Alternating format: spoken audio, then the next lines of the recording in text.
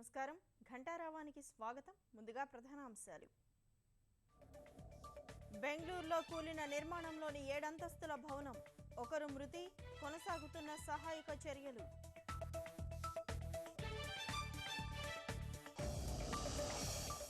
దక్షిణ కొరియాలో చాబా తుపాను బీభత్సం, కుప్పకూలిన ఇళ్లు, కొట్టుకుపోయిన వాహనాలు.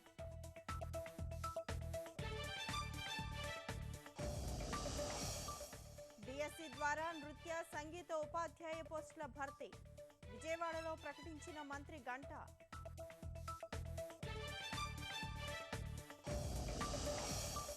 బ్రహ్మోత్సవాల కోసం 10 టన్నుల కూరగాయలు, తిరుమల పంపిన విజయవాడ లారీ యజమానులు.